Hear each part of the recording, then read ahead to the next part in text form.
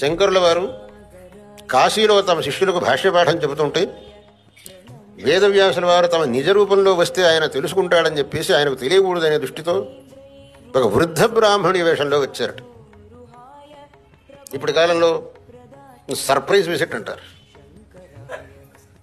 ఎవరికి తెలియకుండా ఆయనకు ఆశ్చర్యమయ్యేట్టుగా వచ్చేట్టుగా వృద్ధ వ్యాసుల వారు సర్ప్రైజ్ వేడి చేశాడు శంకర దగ్గర.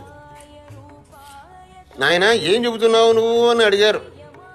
ఆయనకి శంకర్ల వారి శిష్యులు జవాబు చెప్పారు, వీరు మా గురువు గారు శంకరాచార్యుల వారు వేదవ్యాసుల వారి సూత్రాలకు భాష్యాలు రాసి వాటిని మాకు పాఠాలు చెబుతున్నారు అని. అప్పుడు ఆ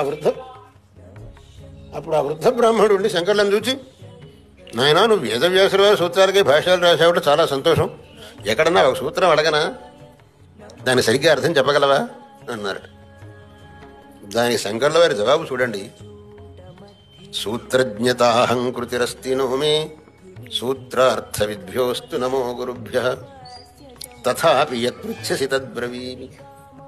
అయ్యా, వేదవ్యాసుల వారి యొక్క సూత్రముల యొక్క అర్థం నాకే తెలుసు అనే అహంకారం నాకు లేదు.